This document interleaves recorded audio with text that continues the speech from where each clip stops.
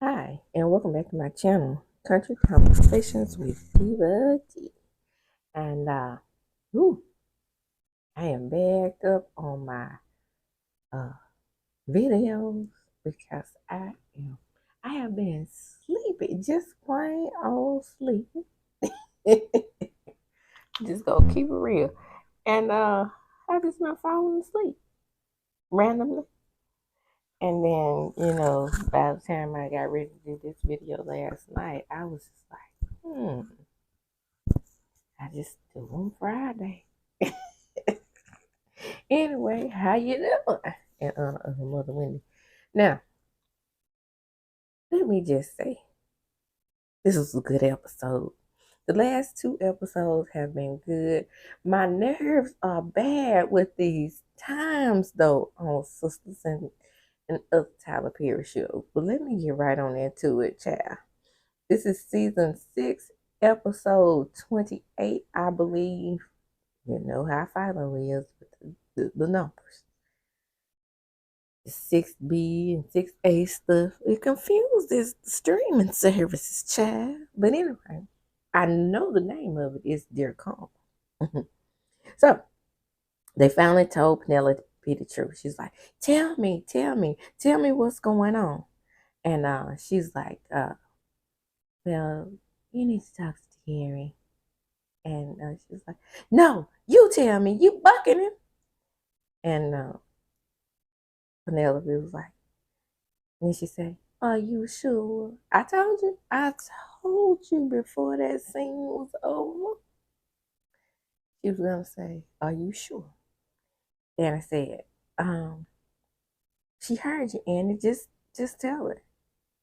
Andy says, well, and she said, she's been with him for years.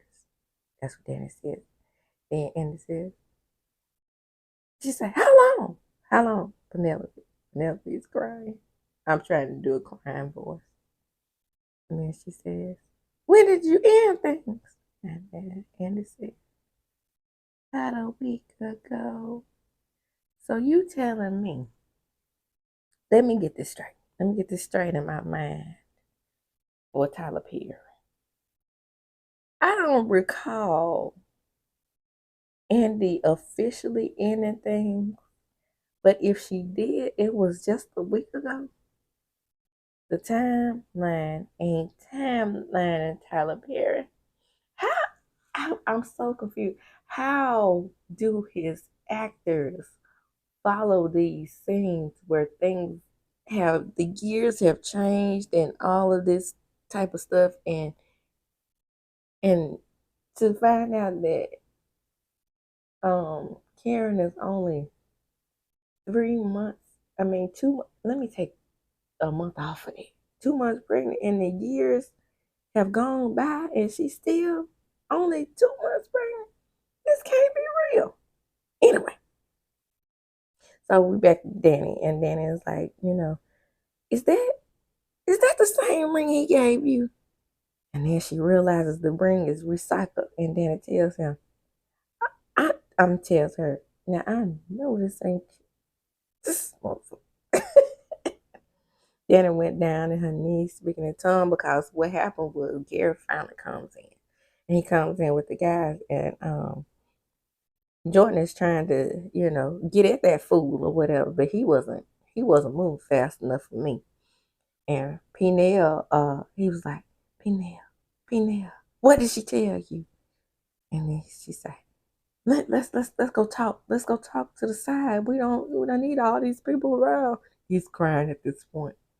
And Andy is just standing there stiff as a statue, looking like, oh, you think I would have gave him time to converse with her?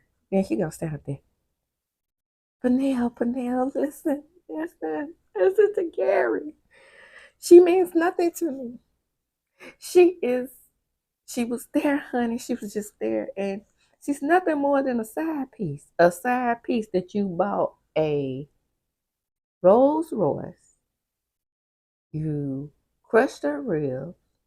You spied on her from an apartment that you bought across the way while she was messing with Rockin' Robin. Where is Rockin' Robin? Good question. Why she was messing with Rockin' Robin? And then every man that she gets involved with outside of yourself, you arrest them. Then you decide to go to therapy, but you go to the funny therapist, which is a sex therapist. Then y'all do all kinds of freaky things and it's bad. And then you telling her that she's just a side piece that didn't mean anything. Not nothing. I know wives that don't get that much. Child, if you don't sit your busted tail down. And then that all the guys confronted me. What was my question is, what was Sexy Rich doing? Just standing there. And then Tommy was like, man, we let you in our circle. We don't do this to women. It's 2 times. And then Danny gets on her knees. She gets to speaking in tongue. Because she ready to get him, right?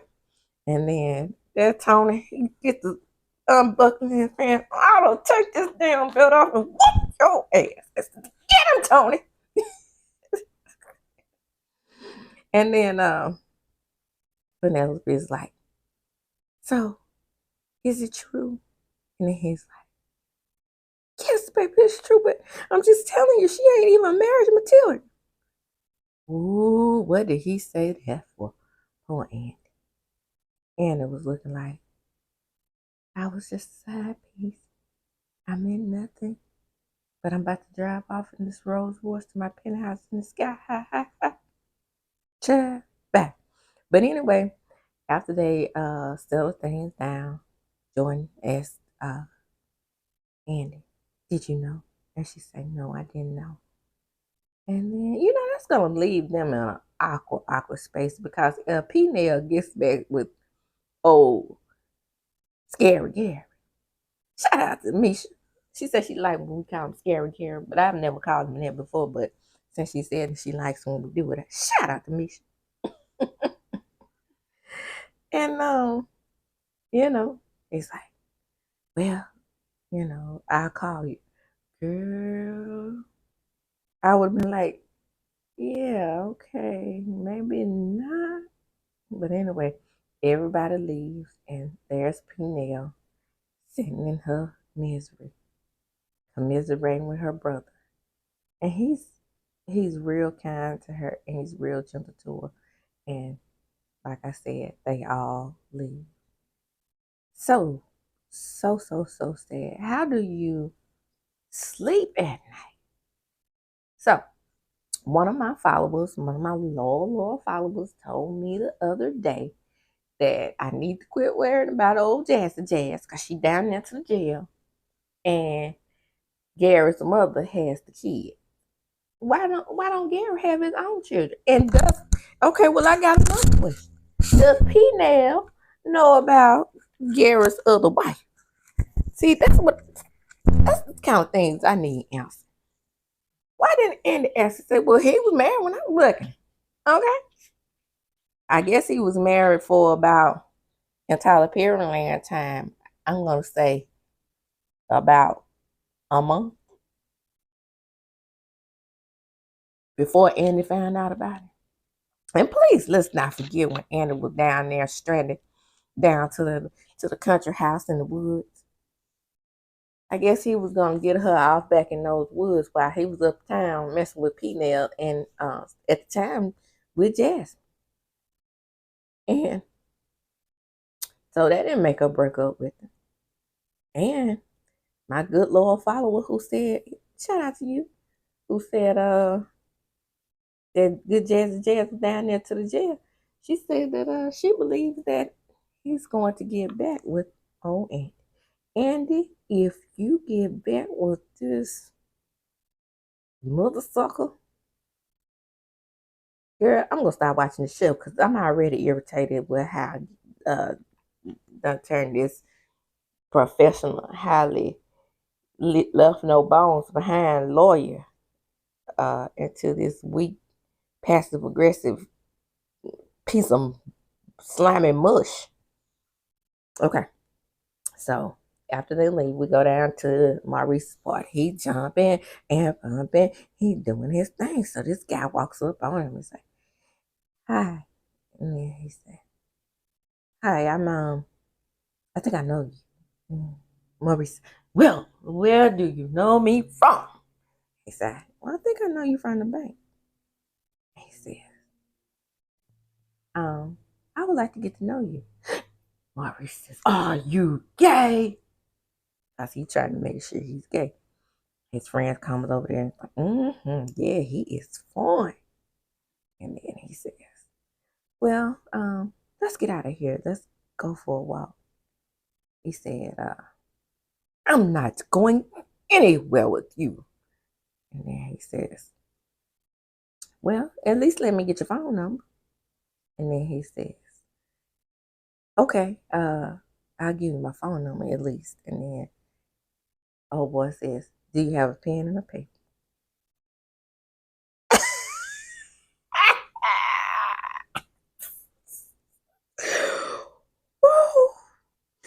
Sometimes the scenes with Maurice are so hilarious, but then sometimes they're so over the top they get on my nerves. But that right there. What are you? Are you stuck in the 80s? We don't do pen and pad anymore. Man, give me your phone. And then he says, fine. And Maurice is being so dramatic. And his friends pop back over there and say, well, I mean, did y'all get it bumping and jumping? Said, no. But I really wanted to have sex with him right there. And he said, well, that's your problem right there. And he said, but I tried to give him my phone number, but I wanted him so bad. All right. So now we in Brenda's car. We rolling down the road in my 6'4". And they rolling down the road in the 6'4", or whatever, and then it said we need to go talk to Karen. This Spring said, nope. It's time for us to go. It's been a long night. And they said, come on, Brenda, we're gonna have to take Anna to see Karen. So Danny calls Karen anyway. And then she said, hello. And she says, Danny says, girl, we got Anna in the car, and I got Brenda in the car. We on our way. Okay, what's going on? And then Danny says, we're coming over there. And then Brenda said, nope, no, we're not. And Anna says, yes, we are. And then Karen said, all right then, come on. Are you sure? Joking, she just said. He said that time. So we get to Zack and Fatima. We over there at the house, and Zack and Fatima are partially asleep. And then they get a phone call. And before the phone call, this is another scene, but they are in the bed and they're talking about how he met Heather, and then he was like, well, one night I was just drunk, and the guys, I'm pretty sure Tony, Tweedledee and Tweedledum were the ones he was with that night. They encouraging him to go to the champagne room because he and Karen had just had one of their big spats. So Heather was just in there. She was there, and then she did a dance for him. He's like, he don't even really remember sleeping with her. And then Fatima said, and you just runs up in her route? He's like, I said I don't remember, Fatima. Now we know if somebody is drunk, like Zack was drunk, whether being in the champagne room or not, if that situation was reversed, that would be a gape situation. We have got to get to the point where we change laws in America where these men cannot be sexually assaulted when they're drunk too. I mean, I don't know what she was thinking. I bet she just climbed up on top of him and he probably was halfway asleep. That's still great to me. Okay. So anyway, Fatima says, that's all right, Zack, as she usually does. I got you. And she said, just hold me until we fall asleep. And he says, I don't know where you came from, but I'm a lucky man. Baby, when I tell you that little relationship right there, I know that I always call this the acrimony too. But it seems that Karen is, putting her head on straight and she's getting out her acrimonious behavior. So, no, for now, let me be clear. In the next scene, we have Gary going to Hank's house. Boop, boop, boop, boop, boop, boop, boop. Man, it's 12 o'clock. I got my sweet thing in back up there in the bed. Man, I ain't worried about her. What you want, man? It's late at night. I mean, I ain't got time for this. And Gary tells her, well, I missed some shit, man. I don't get some shit. What is it? Yeah, well, I got a old lady over there and she's upset with me. Oh, Annie gonna be fine. I ain't talking about Annie. Well, who is it? The woman, the love of my life. Now Penelope is all of a sudden the love of his life. And he said, it's not Andy? No, her name is Penelope. And she's having my baby. And it means so much to me. Ooh, yeah. And then Hank says, oh, I know you don't have two women. And he says, I do, but this woman is marriage material, and Andy ain't even marriage material. Say what now? Was she marriage material when you took her down there for that impromptu ass wedding? But what were you gonna do with Penelope at that impromptu wedding? Child, bye. Anyway, they over at Karen's house, and they in the next scene, and okay. I keep getting alerts from my children's doctor's appointments on either phone, child. And it confesses, and she's like, Karen, I know it was a reason why I didn't like him. And then Annie says, I know. He says I'm not marriage material. Sabrina says, don't think about that. And then Dennis says, well, I mean, Then Karen said, she didn't know he was married. And she said, you're right, I didn't even know. And then Dennis said, as if that gives you some type of excuse. And then it was like, you still getting your come, bitch. And then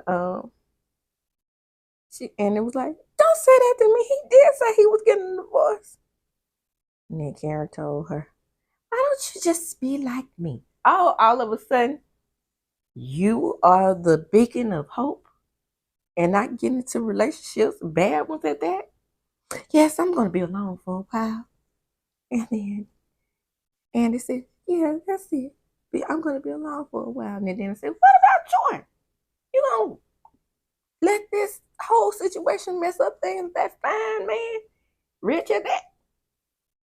And then I'm like, in my mind, I'm like, Andy, I see where you coming from. I mean, want to be by yourself. And like I said, that's going to be awkward, especially if Penelope gets back with old Scary Gary.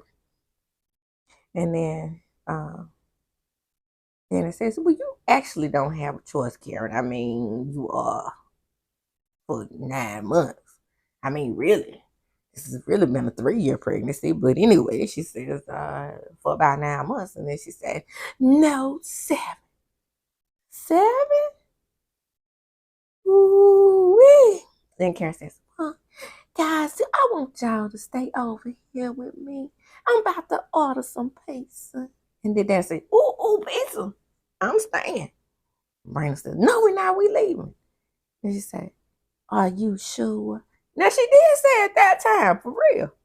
But at least the number of times that it was asked were reduced in this episode. It went all the way down to 4. It's usually at least 6 to 8. And then Danny says, Sabrina says to Danny, you're really just trying to avoid Preston. Facts. That's why she don't want to go home.